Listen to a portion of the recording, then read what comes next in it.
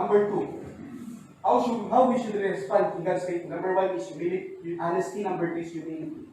First Corinthians chapter 10, verse 11 to 13.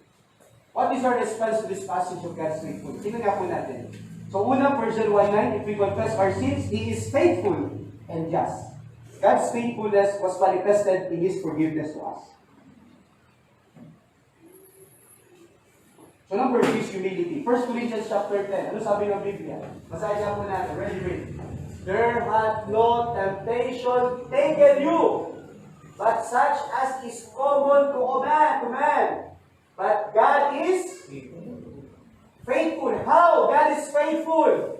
Who will not suffer you to be tempted above that ye are able, but will with the temptation also make a way to escape that ye may be able to bear it. Number one, pagdating sa pagsubok, huwag mong iisipin na ikaw lang may pagsubok ngayon. Amen? Ikaw lang nawala ng trabaho. Ikaw lang inubo ngayon. Mga kapatid, marami na pong inuubo. Hindi ka ba natutuwa ngayon may ubo ka, pero iba umubo lang, pagbalik, tabo na? Hello? Amen? Umubo lang eh. Diba? Ngayon, matindi ngayon. Pag narinig ka umubo, sarapan mo may ambulance na. Oh. Diba?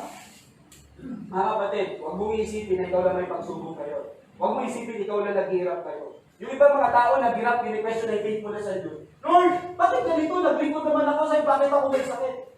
Mga kapatid, lahat ng tao may pagsubok. Sabi ng Biblia, katras mo nga, sabi ng Biblia, there hath no temptation taken you but such as is common. Ano ibig sabihin ng common? Lahat may pagsubok. Mayaman man, matanda, mahirap. Diba? Lahat po may pagsubok na dinadala. Kaya huwag mong isipin na ikaw lang may pagsubok ngayon. At i-question mo na yung faithfulness ng Diyos. Alright? So, sabi ng Biblia, ang pagsubok para sa lahat po yan. Lahat po nakaranas ng pagsubok. Pero sabi ng Biblia, but, so ibig sabihin mga kapatid, sa totoo lang, ang Diyos, ayaw niya po tayong nahihirapan eh. Tama? Anak niya tayo eh. Tama po. Bakit ka ngayon nagkakaroon ng pagsubok? Una, maaring dahil sa iyong katigasan ng ulo, kaya ka nag-suffer. Tama ko ba? Hindi naman talaga sa Diyos eh. Kung minsan yung pagsubok na nasa atin, hindi na magawa ng tao eh. Gawa na po natin. Yung suffering ng tao, hindi na gawa ng Diablo eh. Gawa na po ng tao. So kung minsan kung bakit tayo nag-suffer mga kapatid, ito'y kagagawa na po ng tao, hindi na po ng galing yan sa kanino pa ba. So ang Diyos po mga kapatid, kung pwede, ayaw na po tayo maghirap. Amen po ba? Kaya lang ang pagsubok, kailangan po natin maranasan para tumibay tayo sa ating pananampalataya. At huwag mo sisisihin ng Diyos sa COVID-19. Amen? Amen po ba?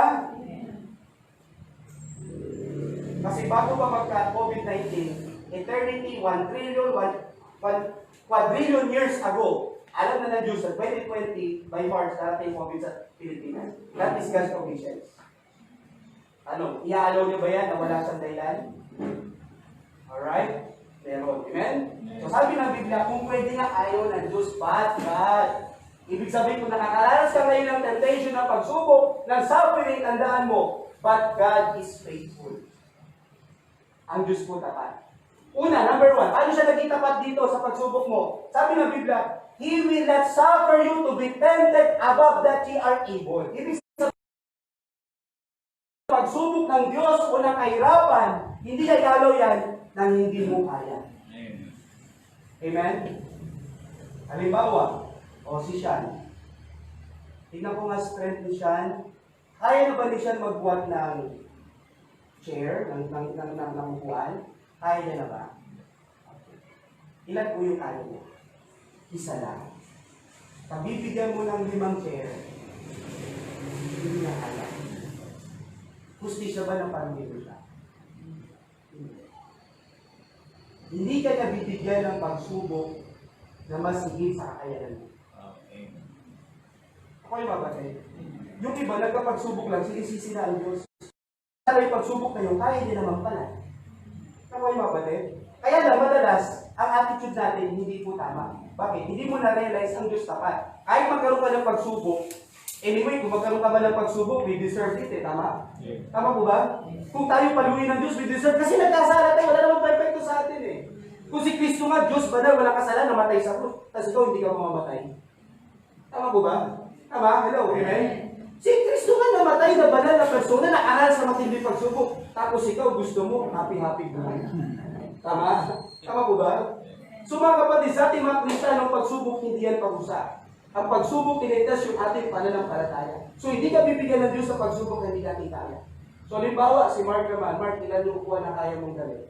Madali na. Ba't palagay mo ilan yung kaya mong dali? 10 pwede. 2, 3? Tama ba? 2, 3? 10 siguro. 10? Bakit? Kaya Mark? 10? Ikaw kapatid, kung may 10 siyang buwan-buwan, anong gagawin niyo po? Aalalayan niyo ba siya bilang ama o hindi? Tutulungan. Aalalayan. Tama kapatid. Ang Diyos, habang nakakaroon sa pagsubok, nandiyan ang Diyos nakasayo sa'yo. Kung pwede nga ayaw ka niyang pabuhatin kasi mahal ka niya eh. Pero kung di ka niyang pabuhatin, matatas niyo ba yung strength ni Mark? Hindi. Kung hindi si Mark nakakapagtrabaho, hindi mo matatas yung strength niya eh. Para din sa kanya eh. Tama ko ba? Magagamit naman ang araw yan eh. Pero kung ikaw bilang magulang, ayaw mo na mahirapan. May nakita ko sa Facebook eh. Tapos nakalagay doon sa Facebook eh. Ano tawag yun? Yung online classes, ano tawag doon? Online class, talagang hindi na effective yan eh. Nakita po doon, no? Yung bata ba nag-online, nakatalikod, nakasilpong gano'n. Pero yung lola nakatutok eh. Ano ibig sabihin nun? Sa totoo lang, sa sobrang pagmamahal sa mga anak, pag may assignment, gusto natin tayo gumagawa eh. Tama ba rin? Sobrang pagmamahal mo sa ano ba yung anak, ang hirap, wala tayo gusto ko, ano na nasasagot, hindi ka tatala. Lahat ng paghihirap, sinasagot natin eh. Ikaw tao ka, ano pa kaya ang Diyos? Amen? So kung nakakaranas ka ng pagsubok, hindi yan, kung pwede ayaw nga ng Diyos eh. Kaya kay Job. Diba? Nagsabi ba, inisip pa ng Diyos, o ikaw Job, gusto ko after 5 years, kailangan matindi pa. Hindi. Ang ganda-ganda ng buhay ng Job, pero pumasok yung dasyo. At doon naging masalimuot ang buhay ni Job. Pero, sabi niya, pinahintulutan ng Diyos. Pero sabi niya kay Satanas, wag mo lang papatayin si Job. Lahat nawala kay Job. Pero pinahintulot yun ng Diyos. Bakit? Kasi may plano ng Diyos sa inaharap ni Job. Paano pag pinatay na si Job?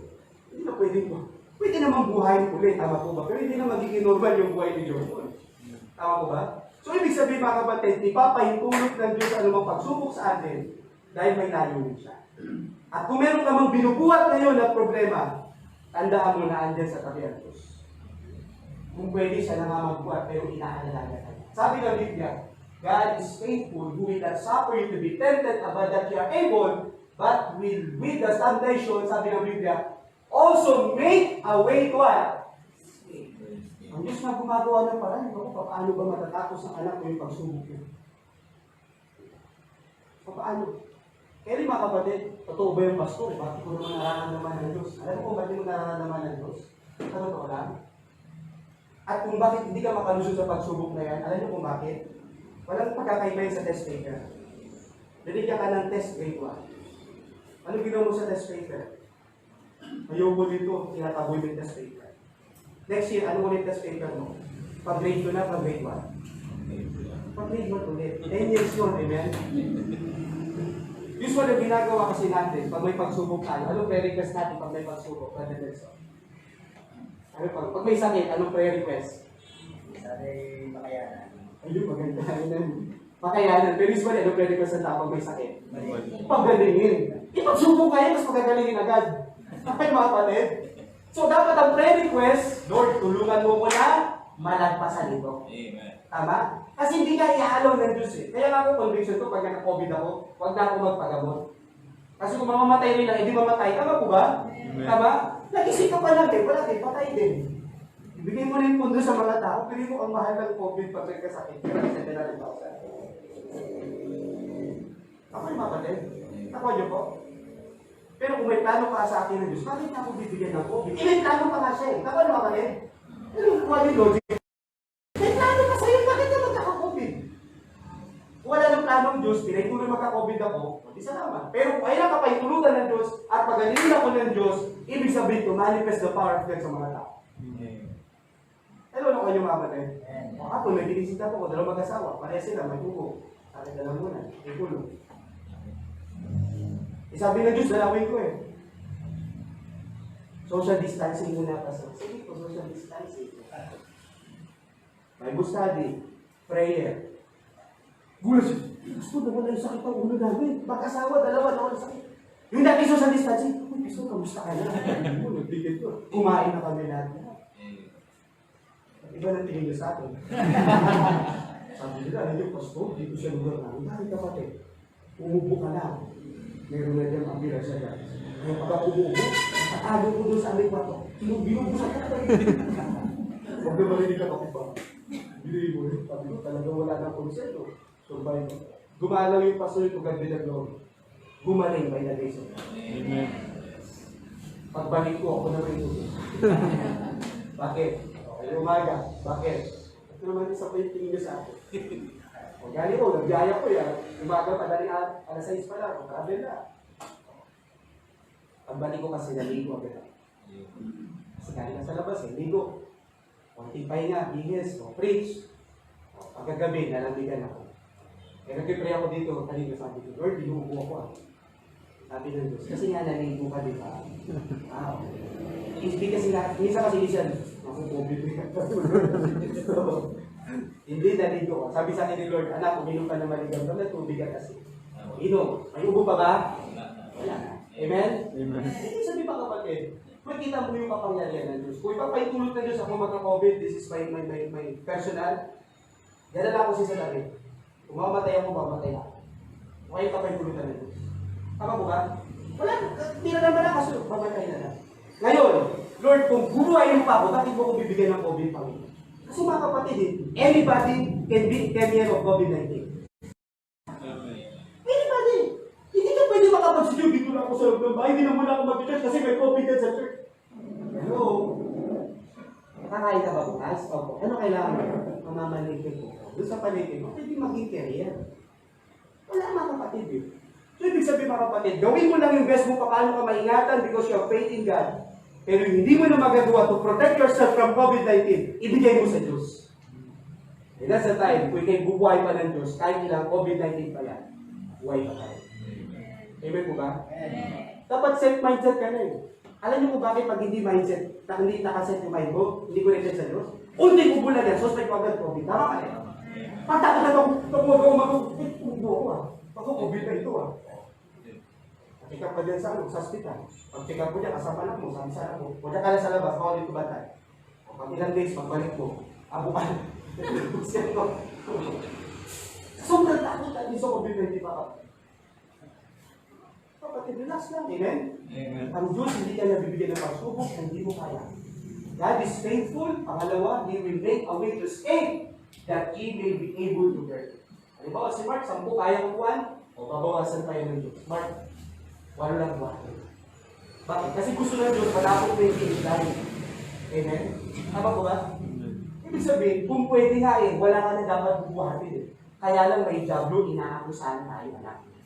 Kaya isip mo lang yung pagbubuhat. Ay na maganda. Hindi yung nagkaroon ka ng pagsubok, galing sa jablo, tapos sinisisi mo sa Diyos. Paano yung kapatid? Kaya God is faithful. How do we respond in God's faithfulness? Alright, sa kanyang sa pag-aalaw ng pagsubok po sa atin. Okay, so number 1, under ng humility.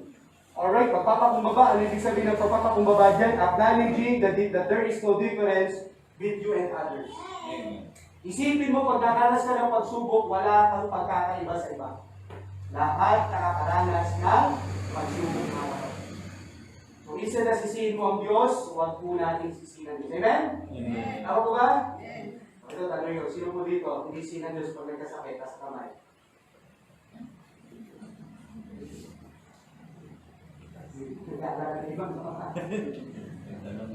Tas kamay, so dito, hindi sisihin ang Diyos pag nagka-COVID. Yung pastor. Mga kapatid, it is a matter of faith. Tama ko ba? Matter of faith lang yung mga kapatid. Kasi kung iinip mo sa isip sa puso mo, yung takot mo sa COVID, Walang mangyayari sa atin. Okay. Pakiramdam mo, meron kang COVID. Pakiramdam mo yung tatay mo may COVID, yung nanay mo may COVID. Lahat na may COVID. At ang so mga kapatid, at sabi ng Biblia, sabi dito, acknowledge that there is no difference between you and others. Letter B, admit that we cannot defeat the temptation alone. Sa mga temptation, sa mga pagsubok naranasan natin mga kapatid, aminin mo na hindi mo kaya. Amen? Amen. Aminin natin sa Diyos, Lord, hindi ko kaya. Kahit ako ganun din ang prayer ko eh, Lord, and lead me not into temptation, but deliver me from evil. Lord, pag hindi ko kaya, kung pwede, Lord, wag mong ibigay sa akin. Alam ng Diyos yung limitasyon ko bilang tao. Hindi lang bilang pastor, bilang tao. Kaya sabi ko sa Panginoon, Lord, kung bibigyan mo ko ng pagsubok, yung kaya ko. Huwag yung hindi ko kaya. So kung ang kaya ko ngayon, ngayon mga kapatid na baka bukas ibalik. Kung ang kaya ko ngayon, pag nagka-COVID ako, huwag yun ang hospital, dito na ako, hanggang mamatay ko. Kaya nakalooban ng Diyos, walang problema. Kaya ko ngayon yan, amen? Amen. Tama? Ewan ko lang sa asawa ko. Siyempre, kapag ka pa rin. Pero sabi ko sa Diyos, Lord, huwag mong ibibigay sa amin yung pagsubok na hindi ko kaya.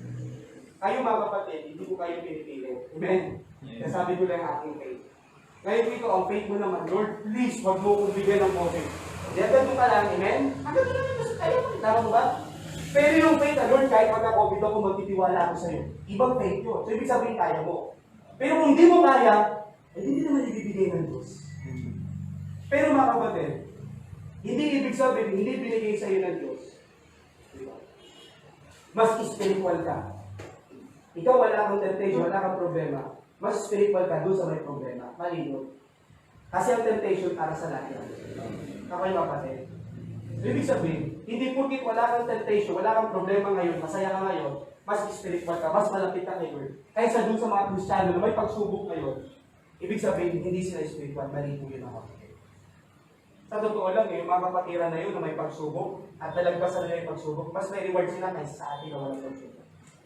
Kaya huwag mong i-away. Kaya nga, pag nakaranas ka ng pagsubok, admit that we cannot defeat the temptation alone. Tandaan nyo yung mga kapatid. Kasi yung temptation sa ating mga kapatid, spiritual warfare yan. Hindi mo pwede sabi, kaya mo. Lord, kaya ko to. Huwag ka mag-defend doon. Mag-defend ka sa Panginoon. Karamihan ang natatalo mga kapatid sa school, maraming nag-defeat. Doon sa nagtiwala sa kanilang sarili. Hindi sila nagtiwala sa Panginoon. So admit that we cannot defeat the temptation alone. So first, acknowledge that there is no difference between you and others. Letter B, admit that we cannot defeat the temptation alone.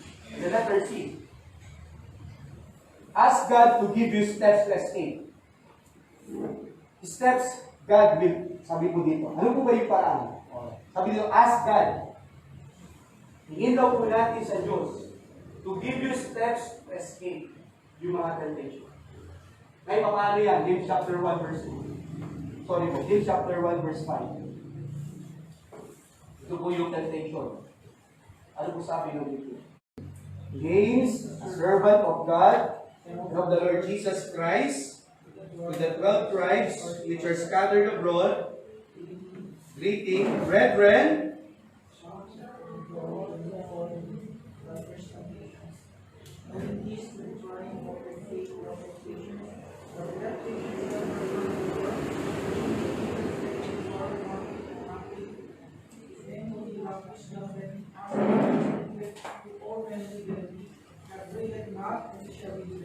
Amen. Thank you mga kapatid. Anong sabi ng Biblia? James, sino po si James? I believe this is the Lord's brother. Kapatid ng ating Panginoon Jesus. Sabi ng Biblia, a servant of God, lingkod po ng Diyos, and of the Lord Jesus Christ, to the 12 tribes, mga Israelita, which are scattered abroad. Hindi po yung mga OFW. Pag sinabi scattered abroad, yung mga panahon na yan, pinopersecute po sila. Pinapatay sila, kaya nagkaroon sila nagtaguan. Nakakaranas po sila ng pagsubok, servant of God, nakaranas po ng pagsubok, pero nung sabi ng Biblia, the servant of God, sabi ng Biblia, to the 12 tribes which are scattered abroad, ano sabi ng Bible? Greetings. Amen? Amen. Ano ibig sabihin greetings? May pagsubok na, may pagbati pa. Pinusubukan na ako, binabati mo pa ako. Sabi ng Biblia, greetings eh. anong sulat? Sabi ng Biblia, my brethren, mga mananampalataya, count your joy when you fall into diverse temptations. Anong ibig sabihin niya sa Tagalog? Magalak kayo mga kapatid kung kayo po ay nakakaranas ng pag-uusig o ng mga pagsubok. Bakit? Anong purpose niyan? Knowing this, that the trying of your faith worketh patience. Ang sinusubok pala sa atin yung ating pananampalataya. Ano kung meron sa pananampalataya natin? Ano sinusubok ng Diyos sa pananampalataya natin, mga kapatid? Ano po sinusubok ng Diyos? Kung bakit ka ba nakakali sa pagsubok para makita na may pananampalataya ka? Ganun ba yun? Ang temptation ba nagpuproduce ng faith? Ano pinuproduce ng temptation? Patience. Bunga ng pananampalataya. Tama po ba? Amen. Bakit? Kailan ka ba nagkaroon pa ng palataya? Nung nagkaroon ng pagsubok o nung nakapakinig ka ng salita ng Diyos? Nakapakinig ng salita niya. Ibig sabihin, mga kapatid, meron ka ng pananampalataya. Yung pagsubok, ang purpose niyan, para po yung mag-produce ng patience. Amen. Meron ka ng pananampalataya. Sinusubok ngayon para makapag-produce ito ng works. Makapag-produce ito ng pagtitiis o pagdadyaga. Sabi ng Biblia, knowing this, that the trying of your faith worketh patience. Diba? Sabi ng verse 4, but let patience have her perfect work, that she may be perfect and entire, wanting nothing. So, pananampalataya, mga kapatid, ay nasusubok para ito po ay mag-produce ng work. And verse number 5, if any of you lack wisdom, let him ask of God that giveth to all men liberally, and upbraideth not, and it shall be given. So pag tayo daw po inakaranas sa pagsubok, ano daw po ang hihingin po natin? Ano maging attitude? Joy. Ano ibig sabihin ng joy? Inner joy yun, mga kapatid. Ibig sabihin ng attitude mo, huwag ka magko-complain. Kung may problema tayo ngayon, huwag ka magko-complain na ikaw lang may problema. Lahat may problema. Tama ba? Pag ayun ang attitude mo, mas bumibigat yung problema o mas gumagaan. Alala niyo kung kami po, sunod-sunod si Kuya Glenn, si Jun, ako, Pastor Jobin. Pag may ginagawa kami kasalanan, nung bata pa kami, pinapalo kami ni Mama o ni Daddy. Alam niyo, paano sa amin? Pila-pila. Ang anay. Gusto niya ako lagi nang muna eh. Pero pag may kasama ka, magaan eh. Nagtatawa ka, ano sa akin? Sinatalo mo. Ganun pa eh. Nagtatawa na pa kami eh. Pero pag ikaw lang yung pinapalo mag-isa, tapos sila yung pinapalo, it's okay.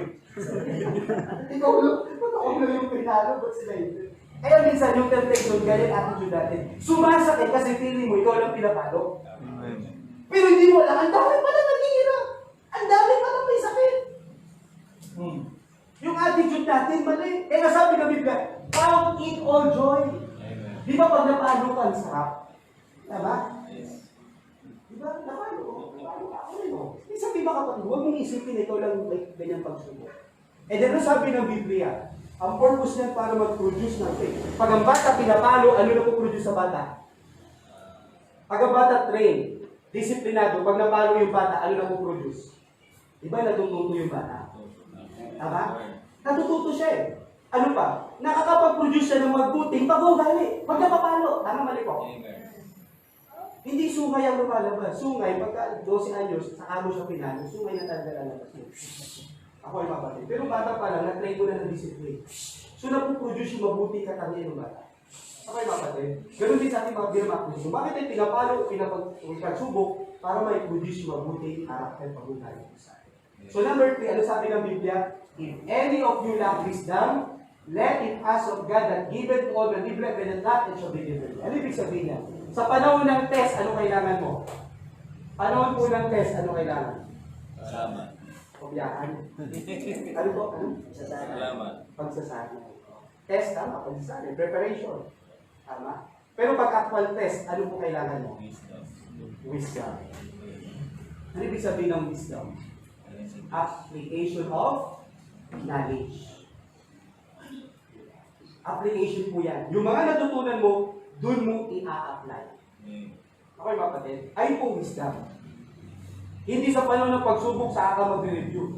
Kung may kasama, review na ako ngayon. Hindi po. Ibig sabihin mga kapatid, kailangan mo na ng wisdom. Ibig sabihin tama, pinaghandaan niya. Nag-aral ka na. And then yung wisdom is an application kung ano po yung ating mga natutunan. Diba, may pagsubok ka ngayon? Okay, doon mo na i-apply. Ano ba tinuro ng aming pastor? Ano ba yung mensahe kahapon? Doon mo na ina-apply yung word of God. Okay, so kailangan mo ng wisdom. Alright? So yun po nga. Kaya sabi ng Biblia, and if you lack wisdom, let him ask of God that giveth to all men liberally and upbraideth not, and it shall be given you. Ano ba, may nagtanong po sa'yo at hindi mo alam ang sagot, ano sasabihin mo? Wisdom ba na sumagot ka ng sagot, hindi mo naman alam? Mas mabuti pa tumahimik ka na lang. Bakit? Kasi sa pananahimik namin, merong wisdom. Amen? May wisdom din mga kapatid kasi di mo alam eh. Salamat kapatid. Alam ko umuulan eh.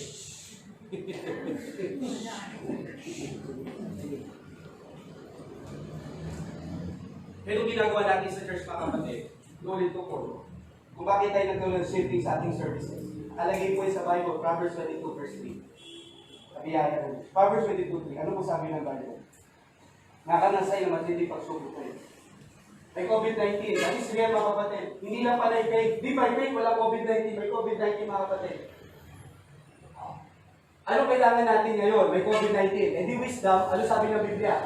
Prudent. Ano ibig sabihin ng prudent? May talino, may wisdom. Ang taong may wisdom, ano sabi ng Biblia? Foreseeing the evil. Nakikita niya na yung pakapahamakan. Foreseeing, ibig sabihin, malayo pa lang, nakikita niya na may pahamak. May wisdom eh. Saan galing ang wisdom? Sa Diyos. At sabi ng Biblia, and hideth himself. May hapon na. Ay, matapang ako. Bakit? Hindi. May hapon. Ilan yung hapon? 100. Ilan tayo? 2. Ilan tayo? Tago. Antay tayo ng reinforcement. Tama mali? Hideth himself. But the sinful. Ano ibig sabihin ng sinful? Kulang ng prudence, kulang ng kaalaman, kulang ng karunungan. Pass on, dire-diretso lang. Ano? And are punished. Yung patay. Kaya ginagawa lang yung pastor, Lord, may COVID-19. Ang impression sa akin ni Lord, ang mga kapatiran, magabagan, ingat. Pero dahil sa trabaho, pangailangan, whether they like it or not, na-expose po sila. Tama po ba? Na-expose po tayo. Tama po? Hindi ka pwede tumanggi. Kaya ano kailangan natin? And the prudence, wisdom. Sabi ng Panginoon sa akin, anak, medyo ano'y natin yung observe protocol sa church, yung health protocol. Bakit? Foresee it na rin.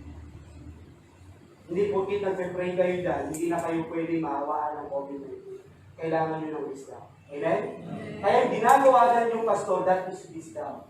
Bakit? Foresee it na rin. Alam nyo, ito ko lang ang naman ito. Di ba kayo ng transmission ng COVID, dati community? Tama po ba?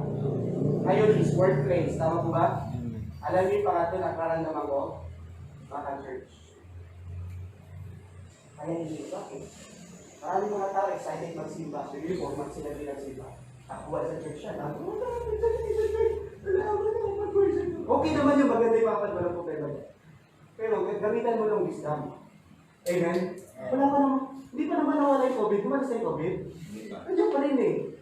So mag-church ka, tama yan, pero gamitan mo ng wisdom. Amen? Kaya sa church natin, may wisdom. Tama yung government natin, may protocols, may wisdom doon, tama po. May knowledge doon eh. Knowledge pa lang yun eh. Ang wisdom doon, i-apply mo. Amen? Ako yung kapatid.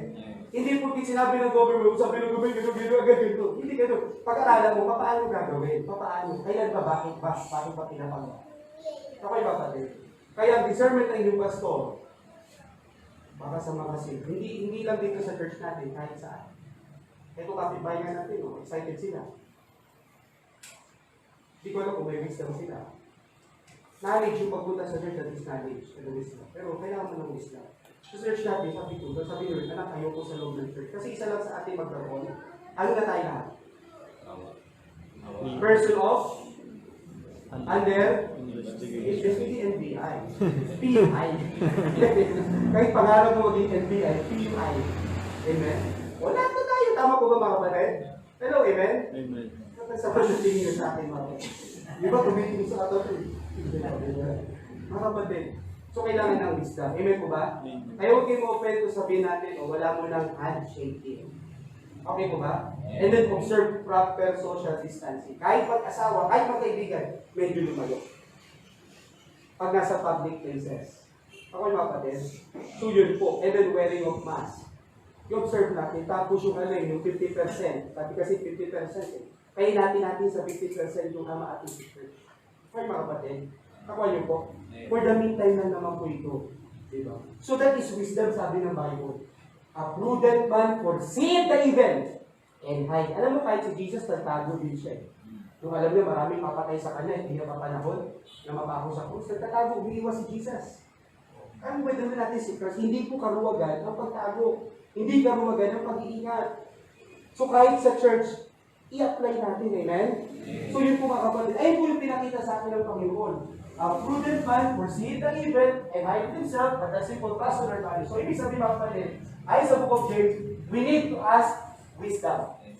In order for us na makalusot po sa mga evil. Kasi sabi po naman.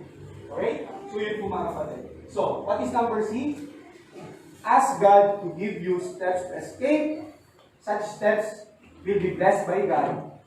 Alright, sa ating buhay. Okay? So, naalala niyo po mga kapatid, di ba? May bata na mayroong 5 tinapay, 2 isda. So, binigyan niya yung kanyang 5 tinapay, 2 isda sa ating mahal na Panginoon. So, ibig sabihin, wisdom yun. Yung bata, nakita niya mayroong problema. Ano yung nakita problema ng bata? May lunch siya, pero nakita niya may problema yung mga alagad. Ano problema ng mga alagad?